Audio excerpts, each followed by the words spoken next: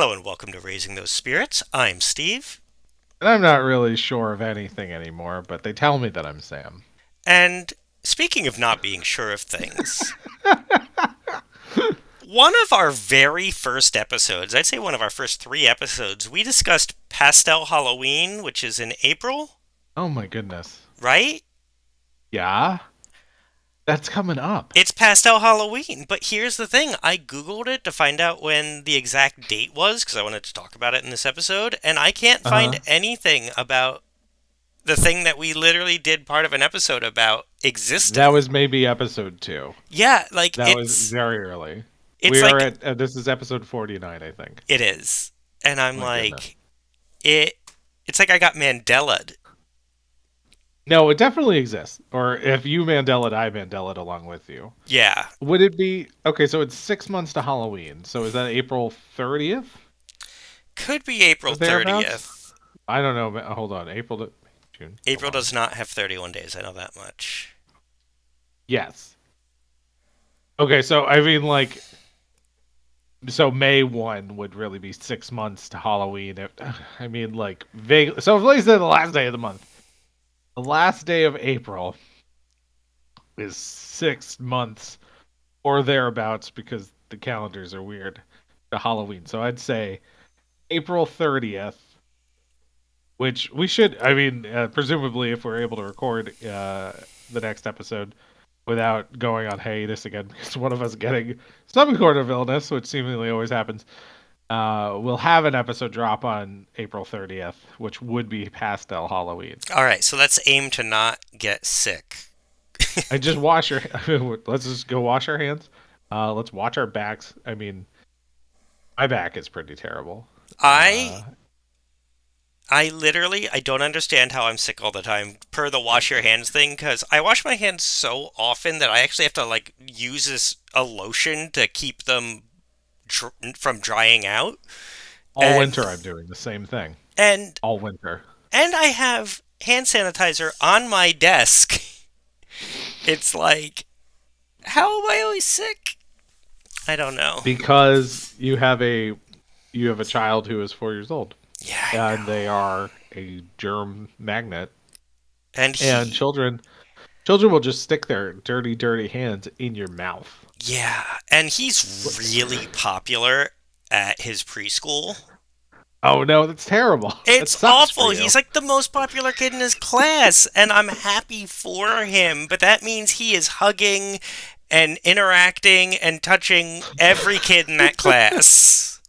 No, you want your kid to be the weird nerd that nobody talks to, because Yeah. that's how you don't get sick. Yeah, no, this is how we're always sick because he is everyone's best friend. Well, I get it. I mean, he's a charismatic little guy. Yeah. Like he even has the teachers wrapped around his finger. I get it. He's very charismatic. Stop it. I I got to record next week so we can talk about Pastel Halloween. Okay, so everybody, hold on to your butts. Hope that we stay healthy, so we can have an episode come out and past all Halloween. The time has come. That'll be our 50th episode too. Oh man, that'll be a big one. Presumably. Oh, Presumably. we'll have to figure out what we're gonna do because we never, you know, peek behind the scenes. We never know what we're gonna do. We used to be really good about like weeks in advance. We'd have schedules, long schedules, and it has turned into like, all right, good night. Okay, what are we doing next I week? I think somehow we had more time when we started. I think it might have been because it was like pandemic. We were deep in the pandemic. This was a pandemic hobby that has continued, and Yeah. now it's just like now we don't have all that pandemic time to Now I'm play like, with. I don't have time to make these plans. I have to leave my house to do things. I don't know what's better or worse. Oh Because I man. still feel like, I feel like I never got back into the groove of seeing people in life. No, because a lot of Uh, our friends still social distance because of medical reasons or like friends and family that have medical reasons. or they have like little kids now, Yes, like like me. uh, freaking children. Yeah, so I never got it back into a good groove of making plans or seeing people, but I still had to go back to like so many other regular life things, like commuting, which blows. Yeah, I might have to go into work on Thursday for the first time in literally almost 2 years. Wow. That's I wild. know. It's like 20 months since I've been in the office, and I'm like, don't make me break this streak. Come on. You're doing so well. I was doing so I good. go in, I'm hybrid, but it's like the beginning of the day I'm in the office and the second half of the day I'm at working at home, which is the worst way to be hybrid. Because I still have to Yes. commute every day. That's My wife terrible. drops. No, it's terrible. Yeah, and I do it because, like, legitimately, if I tried to work from home, I wouldn't get anything done. Like during the early days of the pandemic, I was a slacker for real, and I was mostly doing laundry or like watching Scooby Doo. And now it's like if I want to get work done, I can't do it if my dog is around and awake. Like even right now, I'm like worried that she's sleeping on the couch right now. But like if I'm home during the day and the dog is awake, I'm never gonna get anything done. And I have so many meetings, and like I feel like we are past the point where I can really get away with being like my dog is barking halfway through the entire meeting. It's the new world. That's true. So I do my mornings at the office, which are also not very productive because everybody's asking me questions. I wish I Hmm. had an office. I just have a cubicle. Um, and people just are constantly asking me questions, which is my job to then answer those questions. But it really hurts my productivity. I'm so tired, Steve. I understand. Yeah, working from home, I love for all the reasons you just said are problematic. I mean, we do different things, but yeah, like if I have to go like do a bio break, I'll be like, well, my washer dryer is in the bathroom. I guess I'll just rotate the laundry really quickly. I'm in here anyway. Like you just gotta plan it efficiently. It's just like when you're passing through here, bring all the dishes you see into this, and put them next to the sink, or like and then it's just like I just do little things back and forth, and it helps keep up. You wouldn't I know have a it looking at very my house, but I have a very structured morning to be as efficient as possible. Like it's like get up, get the laundry started, start the coffee maker, get in the shower, get my kid food, get my kid clothes, get the dishwasher started, get the dog outside, get my kid to the bus, get back, maybe eat my own breakfast, vacuum because the dog makes a mess, and then get in the car and get to work. And I get to work just on time. oh my god. It's like it's an hour and a half every day. That is my morning routine. And it is exhausting. And then I go to work and I work half the day. I take the tea home, which if anybody knows anything about Boston, the Boston tea system, not very good. But they opened a Starbucks between the tea station and my apartment, uh, and that's real nice. Oh yeah, I have set up like a full gourmet coffee bar at our house because that was one of the things I was Ooh, really missing, like getting good coffee. So, yeah, I have like a milk frother and different flavored syrups and different types of ooh, beans. We leaned into it. We were like, why don't we just make it at home? oh, And that's good. it's a No, I big get the big quality of old. life. I get like the industrial sized tin of supermarket brand coffee. I mean, most of what we do, like we'll go to BJ's or whatever and get like a giant thing of chock full of nuts or, Folgers or something, whatever's on sale that week. Yeah, But then we'll also be like, hey, do you want to do nice beans today? yeah. Just like, oh, let's treat ourselves. Let's have the fancy beans. Yeah, because there's definitely mornings where I look at it and I'm like, I'm not frothing no milk. Like, I pour coffee into a cup. I push down like a squirt pump of like whatever flavor is closest, and I just wander away. But Just pour some maple syrup in your coffee and move on. Kinda, yeah. Like, so it's just like I don't always do it, but it's nice to have the option for those days where it's like, man, I could really use like a Starbucks. So I'm like, okay, I can make that happen. I love it. We're moving through the states. We got What are we up to? we are up to Kentucky, which I thought was going to be a bust. Kentucky has a lot of retreads. Mm-hmm. They have their lake monster. They have their Bigfoot. They have their weird Mothman thing. It's like it was very uninspired.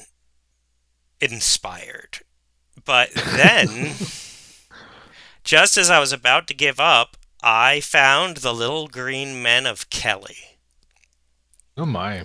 The Little Green Men of Kelly occurred in 1955 in they're also called the Hopkinsville Goblins. It's the area of Kentucky. Uh, it's where the traditional little green men alien lore comes from. This is the Oh. story. So yeah, it's this one family, the Sutton family. 11 people experienced a close encounter with extraterrestrials on a small town out on a small farm. Hmm. And according to the sheriff, these aren't the type of people to call the police. These are the type of people to get their guns, which they did, and had a shootout with the aliens. Um, yeah, no, they held them off for hours. They were under siege, although they either missed every bullet or these things are impervious to being shot. There's actually a festival every year in Kelly about the Little Green Men, but all like the drawings and descriptions and all of that comes from this story, which made national news at the time. It So that's like is where the classic interpretation of an alien came from. yes, including the fact that they weren't that the media screwed it up again, where like they weren't described as little green men; they were described as silvery with like a greenish glow, Mm. which is what they're mostly like. That's actually what a lot of them look like in animation. But Like the yeah, gray alien, like from X Files. yes. So um,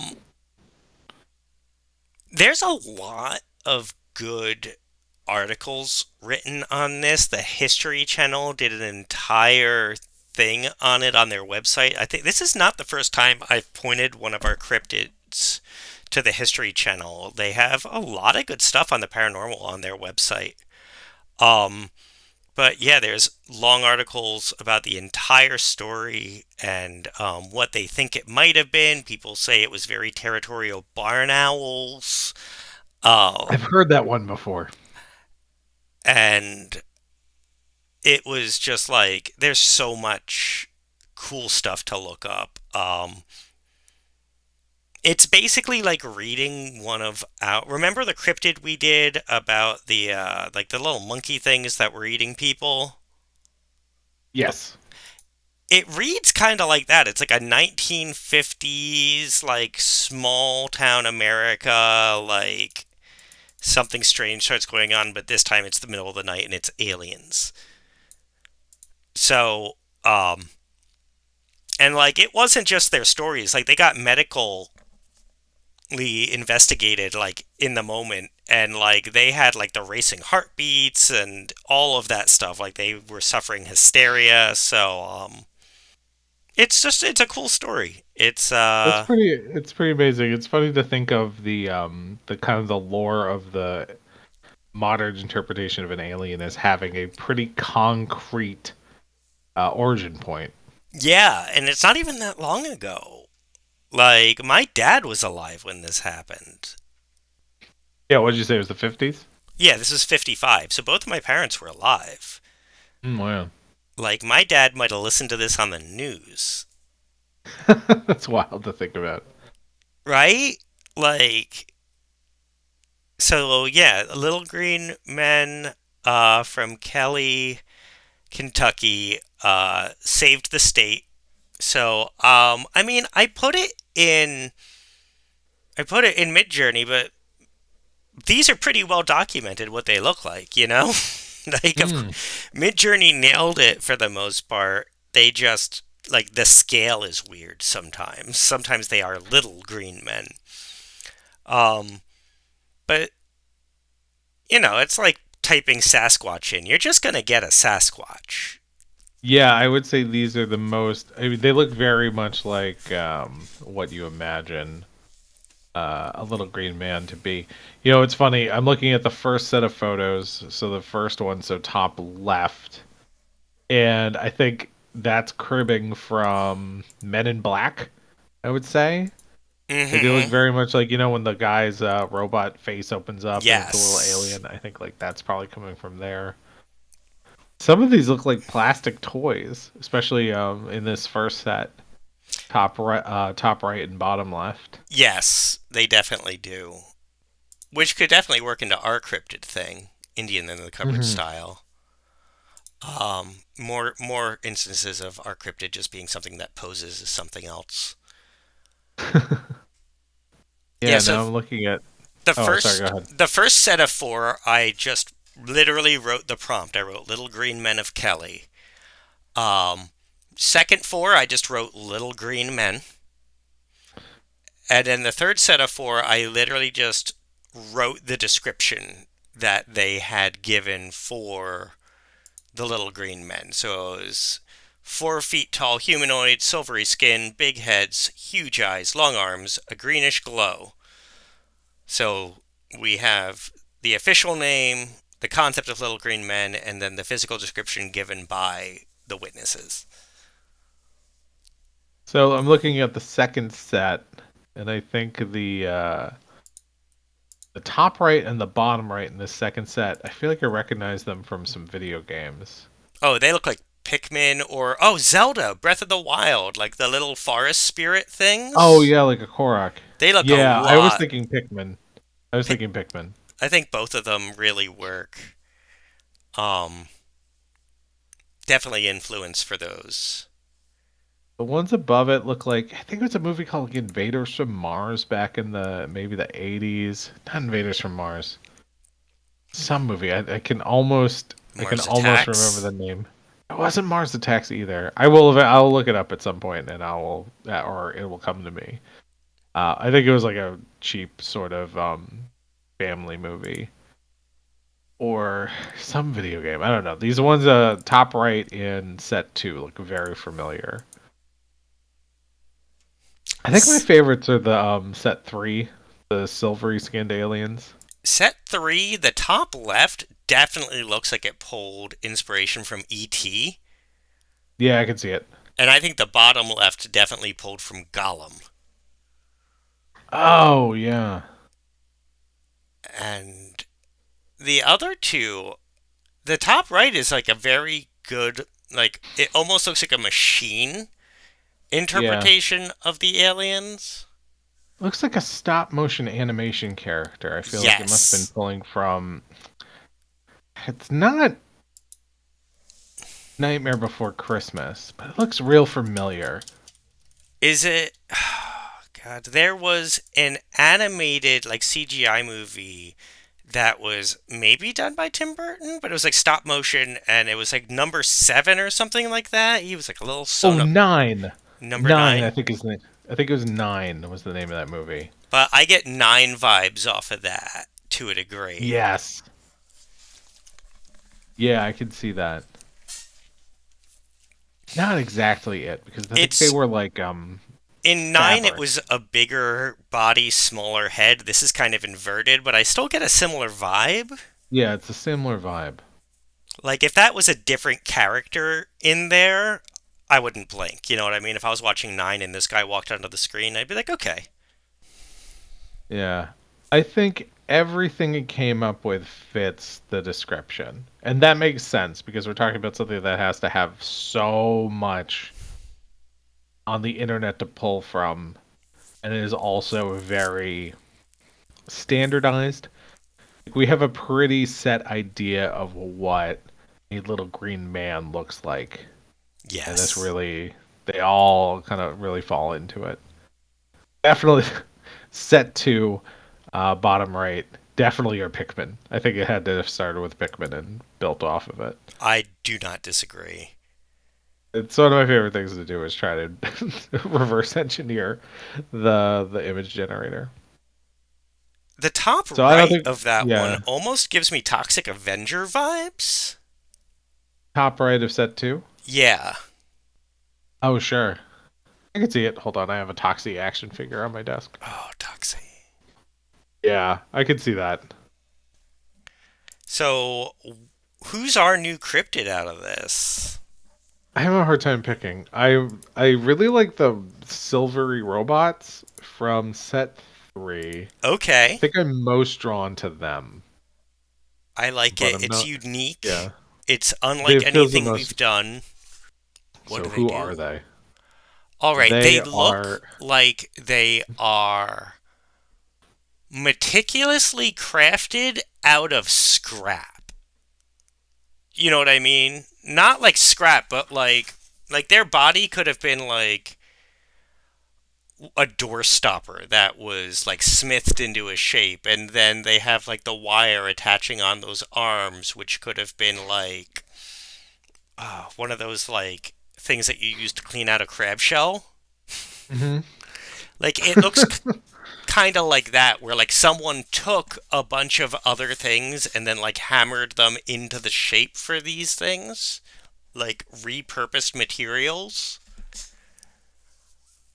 So they're like the workings of a sad, lonely machinist. Now I'm thinking like Edward Scissorhands. I was kind of getting an Edward Scissorhands vibe, where they were created out of like what meager things he could salvage, basically. And then maybe they started salvaging more to help him, and then they just started propagating almost like Fantasia, Mickey, Wizard. Yeah, Sorcerer's Apprentice style, where they just keep, like they bring them to life. yeah, but like, so he brings them to life and they start helping, but then they start bringing others to life and more, and suddenly there's like a ton of these things.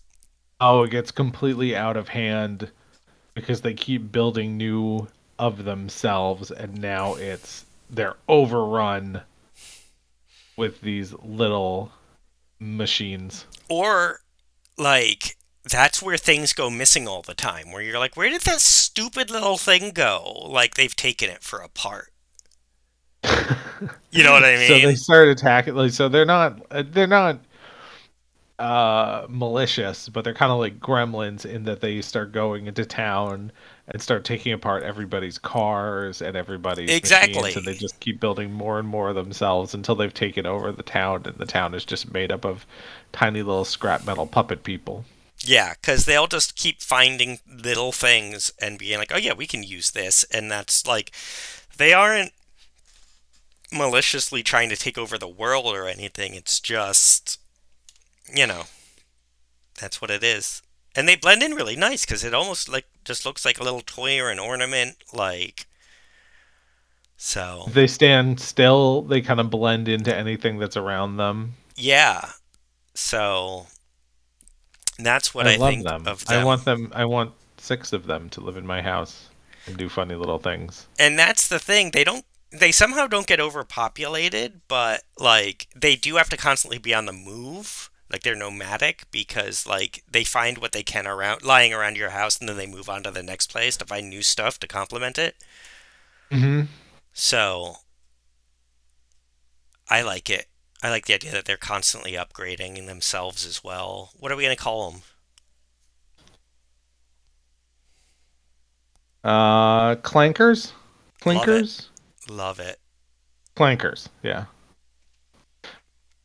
The movie I was thinking of was Spaced Invaders Ah, from 1990. I don't know if that's quite it. That's the movie I was thinking of for set 2, top right, but that was what I was thinking of. But yeah, the clankers. I love them. I want 7 of them in my house to tease my dog, or maybe just walk it. She would eat them. I like this. This is one of I think we've created one that has a lot more potential. Like sometimes we create things that I think are very cool, but outside of like a little 5 minute short, I don't see uh much life on them. I feel like this one has legs. Yeah, I think like it could be a whole movie, maybe a episode of an anthology TV show. Exactly. This at least gets a full segment of something. Okay. So, what are you drinking, Sam? I have a Stella Artois cider. Uh, Not really on theme for this week, but it was in my house, so I grabbed it. It is a delightful European style cider. It definitely brings me back to my days of doing a study abroad in London. Very nice, very crisp. Nice. I didn't know Stella made ciders. They do. They started a couple of years ago. It's a relatively new. I'm a big Stella fan. So, Hey, you can't go wrong. yeah. It's such a capable. It's such a uh, satisfying beer. Yeah, it's very, Oh, very good refreshing. brand. All right. Always a good choice.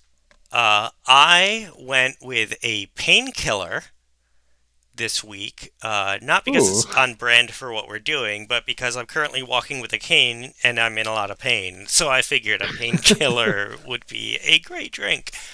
Um, it is 2 ounces dark rum, 4 ounces of pineapple juice, 1 ounce of orange juice, 1 ounce cream of coconut, garnish with nutmeg and a pineapple wedge, and pour over ice and shake well. Oh, that does sound good. They're so good. I thought you were gonna tell me it's like, oh, I just took a bunch of Percocets. Oh no, I Let's wish I had go. Percocets. uh, so yeah, it's I love painkillers. They are one of my favorite summer drinks. And that's it. That's the drinks this week. Check them out. It's the end of this Have a segment. drink. Just go have a drink. Good. That's a great transition. It's just like, oh, we're done talking about this. It's over.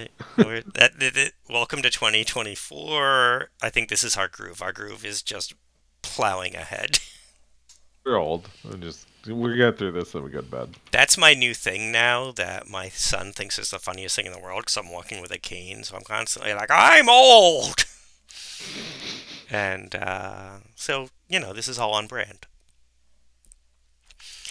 We're watching Secret of NIMH this Secret of NIMH. this week, which I've wanted to watch with my son for a very long time, but I was just like afraid of him getting scared because it has a G rating, but it shouldn't.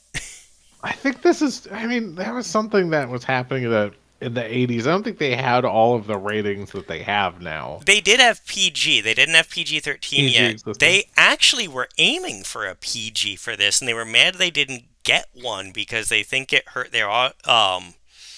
their numbers because people thought it was like a kiddie movie. Mm. Um, He so could have just upped the violence a little bit and gotten that PG.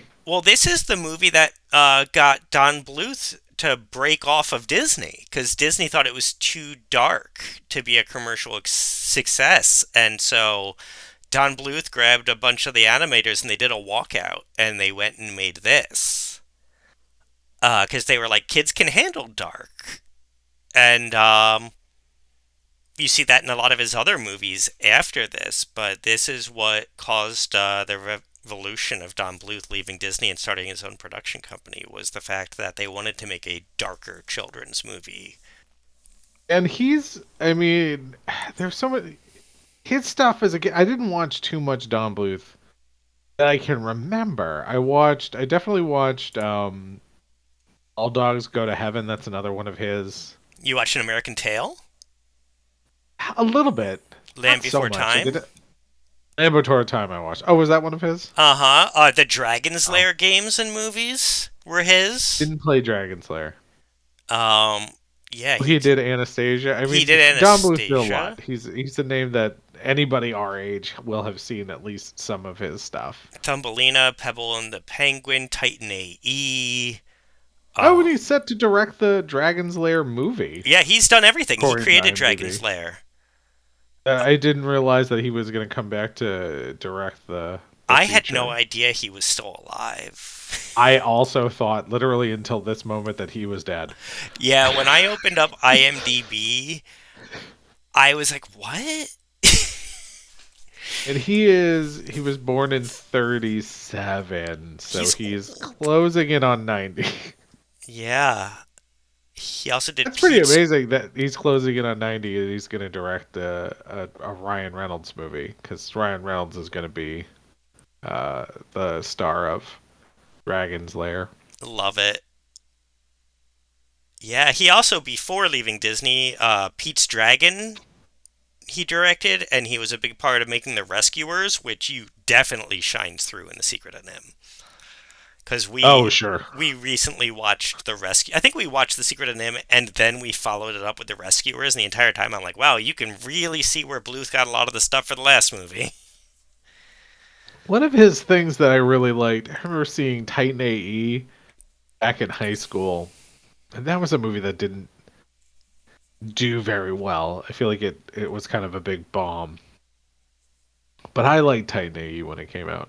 Do you remember that one? It's like I have post-apocalypse. never seen it. I've always wanted to. I have it. I've never watched it. I've owned it for like 20 years.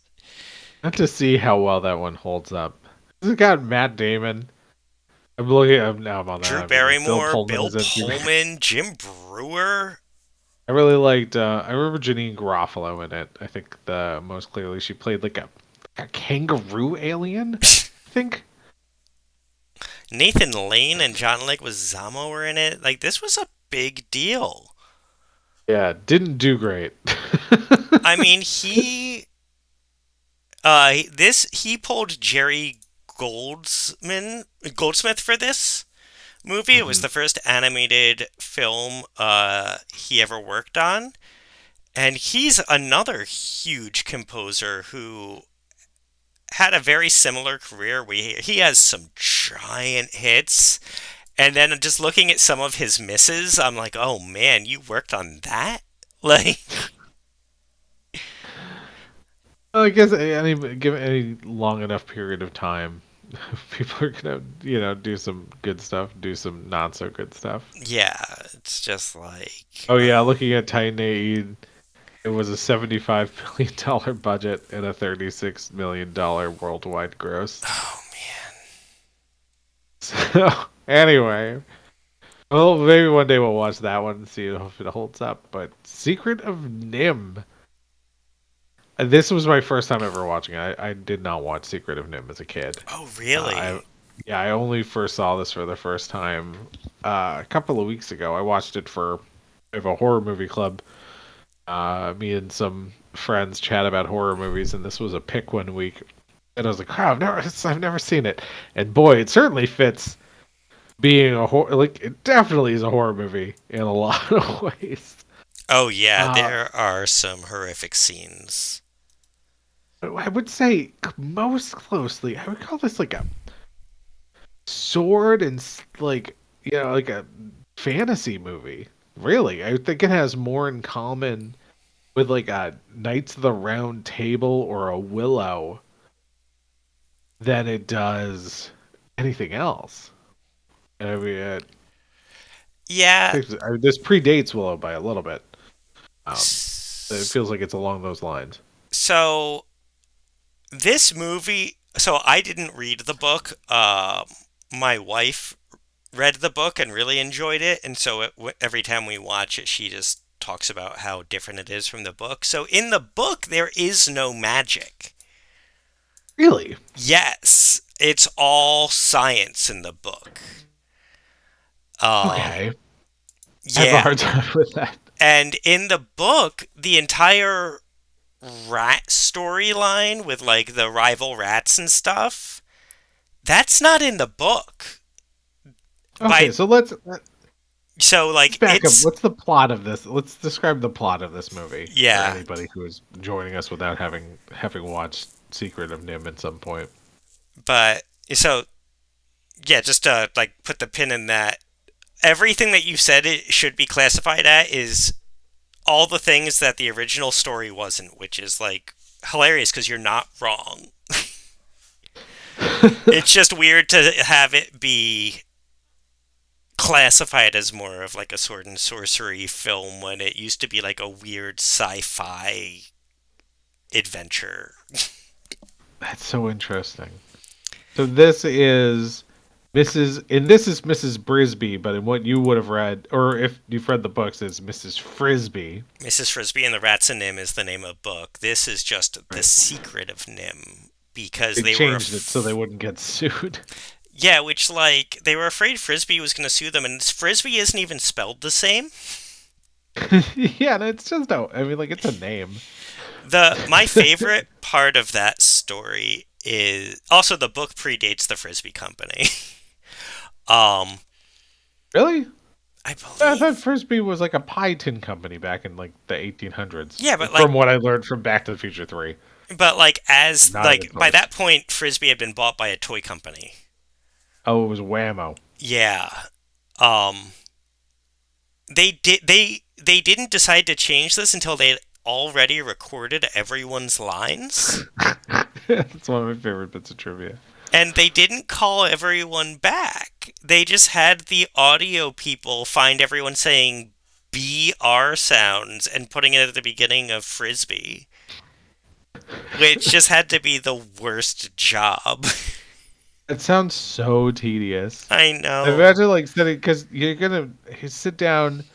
You have to listen to all of your audio. Anything that's recorded is just like I just got to find this one dude saying "brr" at some point. I would go through the script. I would hire like a PA to go through the script and like every time this character has a word that starts with a BR, you highlight it. I Cuz wonder how long that took. That must have been terrible. And you can't tell. They did a good job with that. You they did a cannot tell very that they good had to cut job. it together. So, way to go, 1980s audio engineers. You nailed it. And they were doing this analog, Sam. I know. They would have had to been doing on those big, like, reel to reel machines. Mhm. Probably with actual, like, the term the cutting room floor, probably actual scissors to cut the audio. They probably had to go through stuff that was on the floor to find outtakes with a BR sound that worked. Ugh. Yeah, no, as Hats some off to you, as someone who went to film 1980s audio. school, this stresses me out.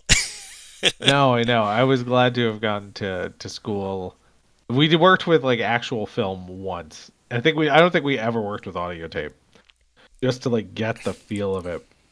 Yeah, we And did we had tape one of to those tape. big, yeah, we had a big audio recorder, and we looked at it just like this is what it is. We're gonna do everything digitally because it was like what, we were in school in like the mid aughts, and by that point, everybody was working digitally or had a lot of money, which we didn't. Yeah. So, So Mrs. Brisby is looking for medicine for her child who has pneumonia or something. yes, Some Timmy disease. has I think it's pneumonia. pneumonia. It's pneumonia. They're all mice, and they live in a Well, they're not farmer's all yard. mice. Oh well, she's a mouse. Her and her family are mice. They live in the Yeah. farmer's field with all the other small rodents and mammals and stuff. So there's rabbits, and I think her friend Shrew. is a shrew. Yep. She's a shrew. They have Dom DeLuise, who is a, a crow. Mm-hmm. They've got her Because yeah, children, Shannon they have Doherty and Will Wheaton. right. This is very early Wheaton. So if you're a big Wheaton fan, you can't miss the Him and Secret of Shannon NIMH. Doherty make their first cinematic appearances here. Oh wow, so this is Will Wheaton's debut. Mm-hmm. Well, good for him. Still going strong, Will Wheaton. Dom Talk shit, man. DeLuise it genuinely seemed to love doing Bluth movies. Oh yeah, because he was in All Dogs Go to Heaven also, wasn't he? What And else was he American in? Tail, he was the cat. Oh, he was the cat in American Tail. Oh, you're right. That makes sense. I feel like you make friends with a celebrity and you try and get them in as much stuff as you can. I feel like Dom DeLuise was in everything at this particular period of time. Oh yeah, he was a big get at that time, and yeah, he seemed to enjoy it. He kept coming back. I think that's good. So Mrs. Brisby needs to get medicine for her kid. Her husband has recently passed away, Sad. and they all have to move soon, but they can't move because Timmy's too sick. So she goes to see Mr. Aegis, who's one of her husband's friends, who's incredibly smart and knows how to make medicine. And there's an Easter egg here, actually, because Mr. Aegis is shooing away a dragonfly. Okay. And that dragonfly is the dragonfly from The Rescuers. Evinrude, which is the last movie Don Bluth did with Disney. Oh. Oh, so it's kind of a dig. It's him like swatting away the Disney dragonfly. So, That's pretty funny. just like a weird little fact right there in that scene that I ground everything to a halt to tell you about. No, I like it. I like a little Easter egg. So, she gets some medicine. He tells her to leave. And that moving day is going to be any day, but she can't move Timmy for 2 weeks, which is a problem because moving day is when the farmer plows the field and everyone will die if they stay. Bad news for Timmy. Bad news for Timmy. Uh, And I will tell you, here's a moment I had weeks before I watched this movie. So, or a while ago, it must have been towards um, the end of the summer. I went to go mow my lawn, and a bunch of mice ran out of my lawnmower, which super grossed me out. And then I watched this movie a couple of weeks ago, and I thought about those poor mice. I was like, oh no. Did I expel Mrs. Brisby and her children from their lovely home they made in my lawnmower? And I felt terrible. But at the same time, if I go to start up my lawnmower you don't want it to in a be full of couple of mice. weeks, it's full of mice, and I'm gonna just, it's fine with me if they die. I'll get over it. I But my lawn have is gross. a patch of land that I want to clear, but Sure. I have a very small window because we have a colony of cats that lives in the forest behind us, and I know they like to have their babies in this area I need to clear, and I can tell some of them are already pregnant, and I'm like, it's a race because I can't clear the land in good conscience knowing there's baby kittens in there. No, you can't take that risk. They told me that when I was a janitor. Yeah, Uh, I'm just not going to be responsible for a bunch of dead kittens. can't And have that on your soul. I No, it's can't, too dark. I cannot. But like, I'm walking with a cane right now. I can't clear land, and I'm like, oh no, they're gonna have the babies, and I'm gonna have to wait till the fall. Um. So yeah, So she gets the medicine. she gets the medicine, and then immediately loses the medicine when she runs into Dom Moments later. DeLuise. Like a whole minute later, loses it when she runs into Dom DeLuise, who is trapped in some string and is making a ruckus and is attracting the house cat that prowls the farm. What was the cat's name? It was like Hydra or something, or Dragon. Dragon. Dragon. That makes more sense than Hydra. Dragon's a better cat name than Hydra. Dragon's a really good cat name, and they drew him to look like not to look like a dragon, but like you see him and you're like, oh, okay, yeah, that's an appropriately named cat. Like Yeah, he he's has the menacing. menacing aura. And then, yeah, so she immediately loses it. She gets it back. Now I'm trying. I feel like such an idiot because I watched this movie like a month ago. Uh, I was gonna rewatch some clips and I didn't. How did she end up getting it back? He just like He found it. saves it and delivers it to her as she's crying because she's lost his. She got away, but she lost the medicine, and he's like, "You dropped this. We're friends now." Um, Kind of coming out of nowhere. You're doing a lot of legwork in this movie, Dom DeLuise. yeah, and You solved the first major problem of the movie on my own. like he resolves a lot of the. Like he seems like a joke character, but he actually ends up resolving a lot of the problems in the movie, just in small ways like that. Um, yeah, no, he is useless, but manages to accomplish like every mission he's given. So good for him. You definitely want Dom DeLuise as a crow on your side if you are dealing with some family illness issues. So then we're introduced to her and her family. She gives Timmy the medicine, but she knows they can't move Timmy, so she goes looking for who she can find out who to find information from, basically, for how to save Timmy. And they tell her to go see the Great Owl. So she has Dom DeLuise fly her to the Great Owl. Which again, I feel like I got Mandela'd because I feel like I remember the owl trying to eat her, like distinctly, but I that feel doesn't. like he was pretty interested in eating her. You Yeah. have the vibe of him wanting to eat her. One of my favorite things about the owl's one of the first truly like scary scenes of the movie. And it's John Carradine is playing the owl, who is he's he was mostly Dracula on film. Like he like the guy probably played a vampire more times than anybody else, John Carradine. And one of the cool things is the owl is like big and menacing, and that was all inspired by John Carradine Oh yeah. because he was partially crippled by time he was hired to do this. So that's the way the owl lumbers around in like a frail but dramatic way. That's just how he was moving around the studio, and Don Bluth was like, draw the owl like that. Oh sure, because he would have been like in his late 70s at this point, or his 80s. Yeah, he had very bad arthritis, so that's just how he was moving around. But on the owl, it's really powerful.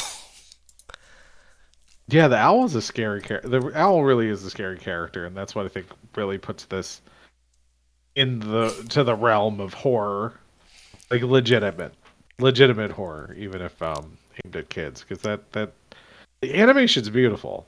Animation is there's three characters. Whenever they're there, that's when it's horror, and it's the owl, it's Dragon the cat, and just the rats of Nim. Yeah, our society of rats who we haven't even gotten to yet. Yeah. So the owl tells her to go to the rats of Nim. That's how we get there. The owl tells her to seek out the rats of Nim, who live That's a society of rats that live in a rose bush on the other side of the farm. They all live in the same area, who have some tie that we don't know the details of yet to Mrs. Brisby's late husband. What was it? Jonathan? Jonathan Jonathan. Brisby? Yeah, John Brisby. Jonathan Brisby. So So she goes to meet up with them. she goes to meet up with them and immediately gets attacked by guards, but is saved by Mr. Aegis again, who is just done with her BS at this point. Yeah, everyone's a little bit tired of her, but they all respect her a lot. They do. She is incredibly well respected. Her husband was apparently someone very important and lived a double life that she didn't know about. She really had no idea that apparently her husband was very important to this rat society on the other side of the That she farm. also doesn't know about. Right. It's like you really get the sense of like, wow, they love this guy. Like he was really like part of their crew. And they don't know each other. It's really kind of odd. Yeah, and it's Like, like what that's was how he he doing? died. He was literally on a mission with the rats when he died. You find Also out very dark. because she gets there, she gets saved by Mr. Aegis, who brings her in, and they're all like, "You can't bring outsiders in, Mr. Aegis," and he's like, "This is Jonathan Brisby's wife," and so they're all like, "Oh, if it's John Brisby's wife, yeah, no, she can go anywhere and do anything she wants." Yeah, she's like she had no idea she was like royalty to these rats. And This never came up. it And just also, I would. How old are they even? Because I mean, they are rats and mice, so they could be like 6 months old. I don't know Could be. her. She has had multiple generations of children. They were not all the same litter. Well, okay, think about it. So if they're living a regular mouse lifespan, you're fully developed before you're a year old, right? Like, I mean, like, how long does a mouse even live? Like, they 12 to don't live 18 in, months. You're very right. right. So they're. Actually, it can be 5 to 7 years. In the wild? I mean, here's the thing. Were they in the wild? These things are using electricity. She knows how to read words. Okay, yeah, it's true. You These know are what I advanced mean? mice. She's not your Okay, average field mouse. so we can assume that these mice are reaching the end of their life sometime between 5 and 7, but they would still reach full maturity for a year. Yeah. These are the things I was thinking about But the during the movie when kids I should have been seem to watching the know drama. about moving day. It feels like at least the oldest kids have done this at least once. That's a good point. That this doesn't matter. None of this matters. No, none of this matters. We're But it talking is about what I was thinking about magical during. mice that can read. So it's like this all this like deep backstory is like, oh, I had no idea. It's like, well, this is like 3 days ago. Right? Yeah, it's like, Based on your timeline of your life. didn't you Not ever important. didn't you ever wonder where your husband went every day? Like, what was he? Yeah, you had no idea what he was up to. Like, you just kind of were like, oh yeah, that's fine. I You're just guess gonna leave for a mysterious mission in for like probably days at a time. I guess this was written in like the 50s. So, I guess back then that's more plausible. But Sure. Yeah, I mean, it's before cell phones. I'd be yeah, very surprised if the mice had cell phones. It'd be a very different movie. I'm just like, what do mice do for work? It's not even like he was like off to work, and I don't know, man. So she Anyway, finds out that she's like rat famous. she's rat famous. Her husband is a war hero who died on a secret mission to take out Dragon the cat. Because Also the rude. rats are all trying to move. They've been stealing electricity and parts from the farmer, and the fuzz is getting wise to them, and so they want to move safety because they figured out how to create their own electricity, so they don't need to steal it anymore. And they're going to move to this valley where there's no people because NIM actually stands for the National Institute of Mental Health, and they were doing all this crazy scientific study to all these animals, and the rats and mice got super intelligent and then broke out together, and only two mice survived, John Brisby and Mr. Aegis. And Uh, there were a bunch of mice. They all die in a vent. yeah, because they get sucked away by an air vent, It's so dramatic. It especially was since so they are sad. self-aware. Like, they've achieved full self-awareness. Yeah, they're at like a level of human intelligence. Which, okay, this is going to bring up another question I had about this movie. It was special for them to be of human level of intelligence and have learned how to read. Well, they were so Seemingly, intelligent, they didn't learn how to read. They literally woke up with the ability to read. Like, they were that smart that they looked at English and were like, I understand that. oh, that's true. Oh man, imagine just suddenly understanding English without ever be giving the actual context for it. But how does Mrs. Brisby know how to read? Her She's husband just a taught regular her. mouse.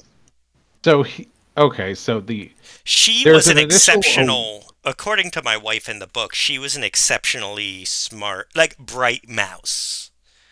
exceptionally bright regular mouse. So she's like top tier for a non genetically engineered field mouse. So our genetically engineered field mouse, Mr. Brisby, was then able to teach her how to read, and she's presumably at this point achieved human level intelligence. Yes, because she's able to help take apart the farmer's tractor.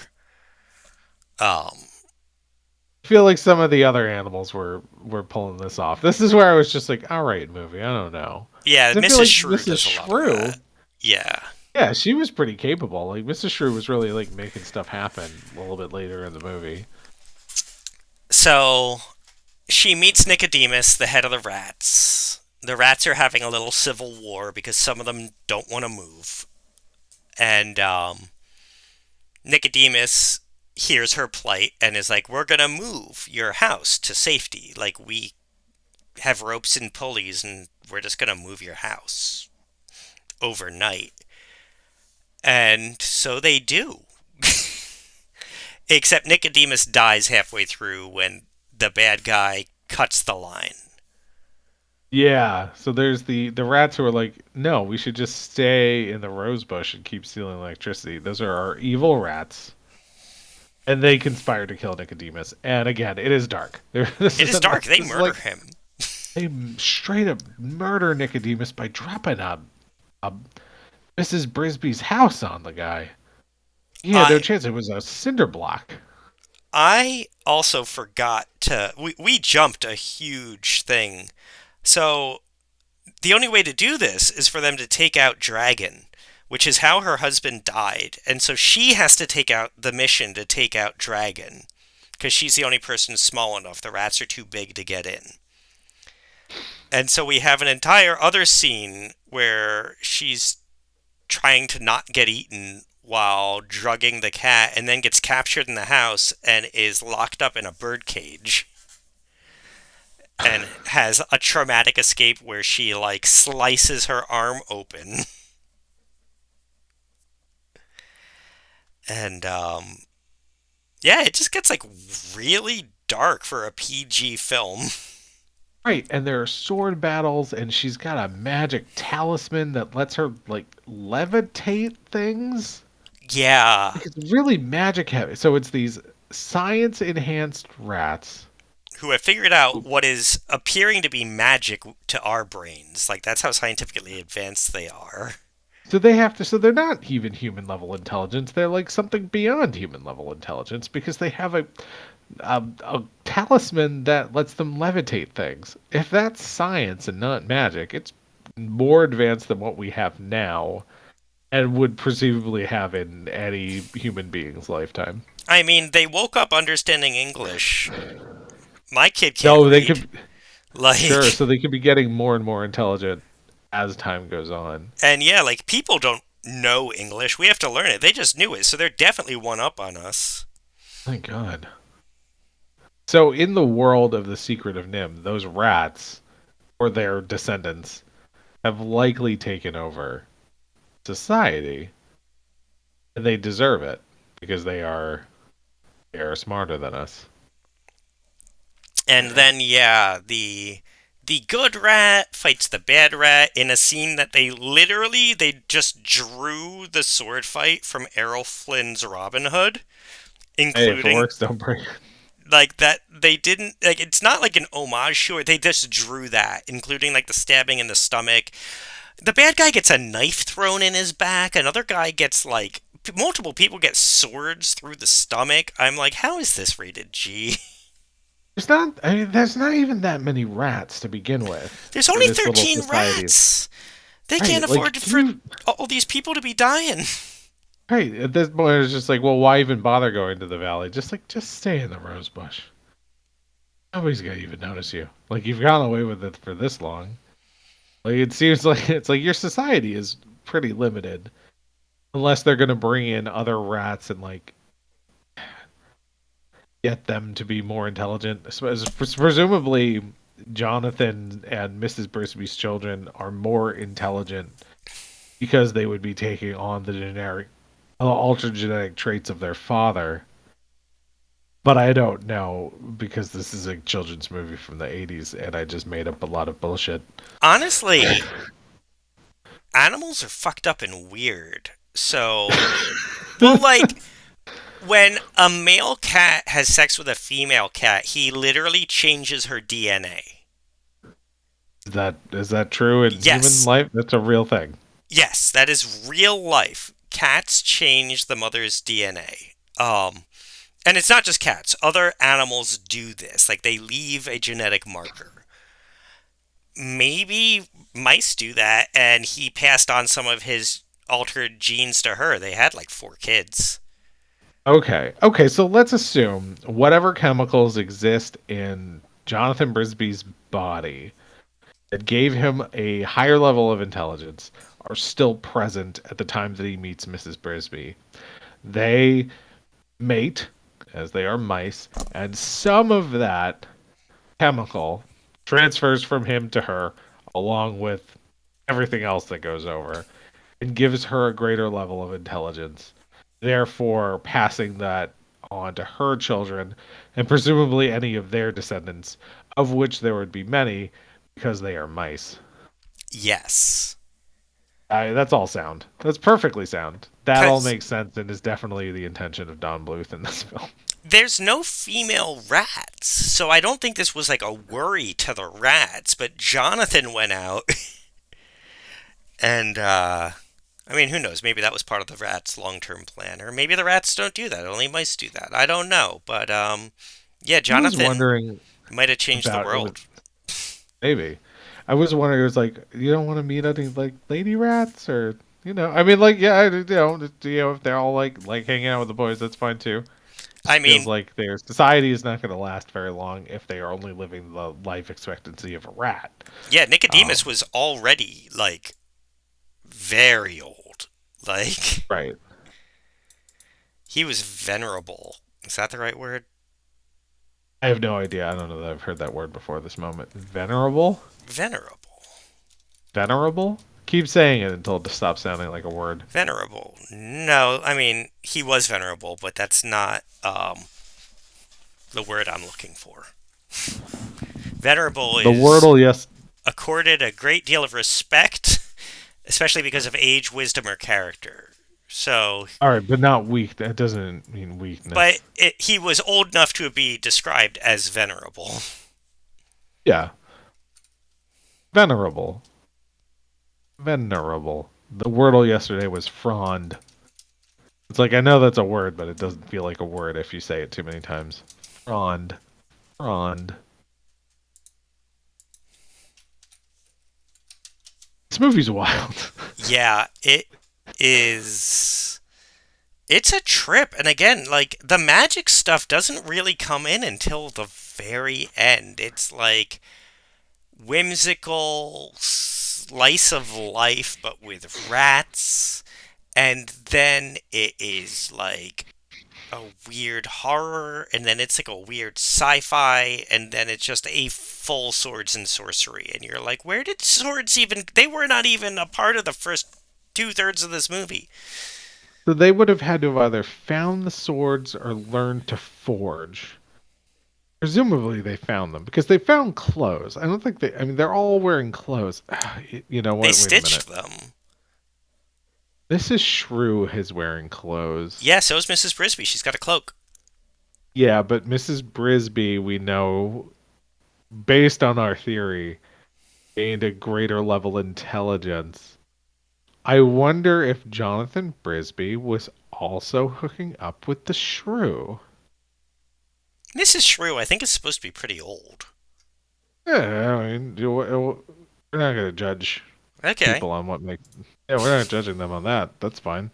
But think about it, like if he's like, oh, the only way for me to make more intelligent rodents Maybe he just had a is by fling with sleeping Mrs. with them. Shrew before he met his wife. Yeah, that would be fine. It's my theory. Okay. Okay, so my headcanon, from what we've built out, the chemicals from NIM are able to be passed on through through biofluids from one mouse to another. Jonathan, who was from NIM, made sure to pass his fluids on to as many other rodents as he could, build a small society of mice that could support his wife when she was pregnant. This is my guess. I think mice are just disgusting and leave bodily fluids everywhere. That could also be. I mean, they don't know. Like, they're mice. Like, they're gross. These theories are sound. I only had one cider. I'm gonna point that out. This is what normally goes through my head. What I'm gonna say at the end of the day is check it out. It covers every genre, so it's gonna hit one that you like. It's got a great cast. the animation is gorgeous. This is one of the first things to bring back. I forget what it's called. It's the Disney film thing where you have the layers of animation on top of each other, and like a depth of field camera.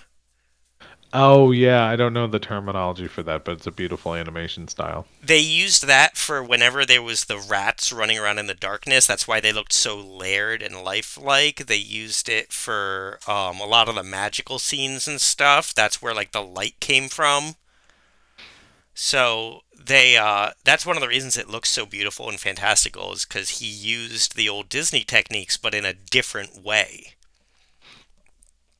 Because I got a big vibe. Did you ever see the 1978 animated Lord of the Rings? Not since I was a kid, but yeah, I could see it. You might remember it. They did that technique where you film a scene and then you animate over it. Rotoscoping, I think Yeah, it's a they term. rotoscoped whenever the Nazgul were there. And they rotoscoped a few scenes with like Aragorn and Gimli and Legolas running around and stuff. Hmm. And I got like a rotoscoping feel from a lot of what they were doing with the rats, and knowing what he ended up doing with the camera, it makes a lot of sense.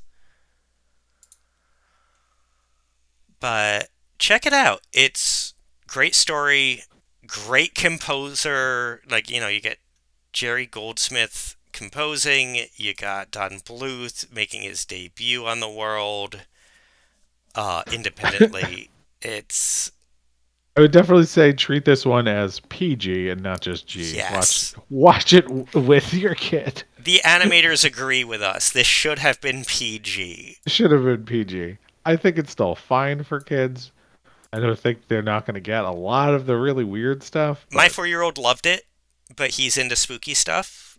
Like, yeah, I don't know that I could get mine to sit through it. I'll give it a shot. I mean, it's worth it if you can. And again, you can see, especially if you're a big Disney fan, all the mice animations and stuff. You can see all the influences from all the other things that had, like the Rescuers and Chip and Dale and stuff. And you can also see where this led with like the American Tail and stuff. He did a lot of stuff with mice.